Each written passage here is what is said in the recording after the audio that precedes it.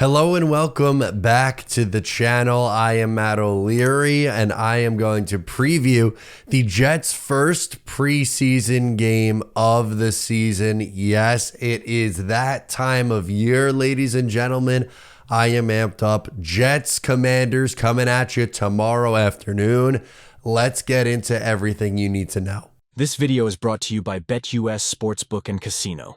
So looking at the lines over on BetUS, the Jets are 2.5-point underdogs to the Washington Commanders. The over-under for this game is set at 34.5. I like the under in this one. I don't know if I get it if you don't want to play anything yet on preseason games. Totally understood. I wouldn't touch a spread, but the total under 34.5 looks nice to me. Both games last night, 17-3 final, 14-3 final. Offenses are gross to start the preseason. Don't expect to see many starters. If you want to get in on the action, sign up using my link at BetUS and receive a 125% match deposit bonus on your first 3 deposits up to $2,000. Get in on the action. So Washington will be starting Jaden Daniels. I feel like that is the big story in this game because it's a rookie quarterback and he is the only rookie quarterback so far of the 3 games that we've seen so far who is technically getting the start. Caleb Williams did not play in the Hall of Fame game. Drake May played 1 series and he did not get the start for the Patriots last night. But Jaden Daniels is technically the starting quarterback for Washington, and I'm kind of curious to see how much of him we'll see against the New York Jets. My guess is 2 to 3 series. Jaden Daniels did not look good in joint practice against the New York Jets. Granted, he was going against the Jets' first-team defense, and I don't expect to see a ton of them. More on that in a little bit. But even still, the Jets' defense, 1, as we know, is really deep, and 2, we've seen them have success with their number 2 and 3 units out there. So for Jaden Daniels, it's a really big test out of the gate. Even if he's not going up against starters, it's still one of the best defenses in the league. They're a deep defense. Defensive line rotation's pretty deep. I think it's going to be a tough day for the youngster in his first game action. As I said, don't expect to see a ton of Jets regulars on either side of the ball. Aaron Rodgers, Garrett Wilson, Sauce, Quinnen, Brees. I don't think any of those guys play in this game. We will see some starters. Like I imagine Joe Tippmann probably plays. Like you can't just have nobody play.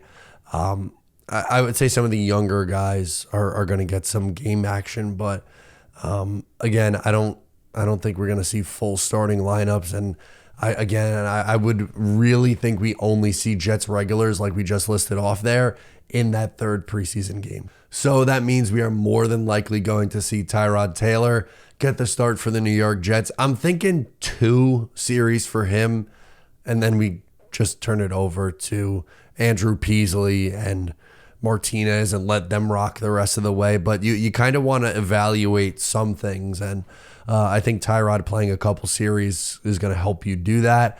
Players I want to see, I mentioned Joe Tippmann. I know he's technically starting center, so maybe he doesn't play, but with the snapping issues, I would like to see him work on that in-game action. Olu Fashanu at left tackle. Do not expect to see Tyron Smith or Morgan Moses. I would play Olu a little bit as well, and I think he is someone who benefits from this time in the preseason. He also benefits from Tyron Smith being on a pitch count, but Olu is someone I will be keeping a close eye on tomorrow. A couple more names for you. Malachi Corley. He is someone who is, as a 3rd-round pick, is going to have a lot of eyeballs on him. Where does he slot in on the depth chart? Just get him the ball in space. Let's see how he's able to do yards after the catch. Quantez Stiggers has had an amazing training camp and really dating back to OTAs and minicamp. Does that continue into preseason action? I would assume it does. I think with the competition he's faced at his age, he is going to be able to make the transition a little bit easier than some of these late round guys out of college. So that's a name that I'll be keeping a close eye on. And finally, Will McDonald. Will McDonald has had a sneaky good camp after it appeared like he was buried on the depth chart. I don't know. Like he's just a good pass rusher. So I think especially if he plays a little bit longer, which not that I'm saying I agree with it, but I think the Jets will run him out there a little bit longer than we probably feel comfortable with.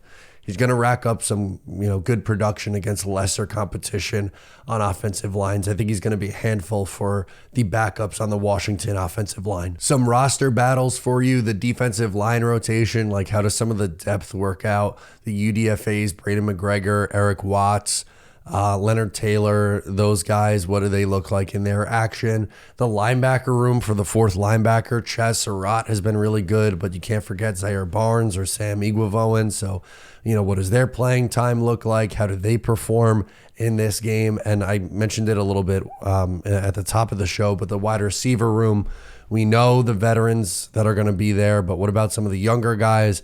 Where does Xavier Gibson slot in? Jason Brownlee, Malik Taylor, Irv Charles?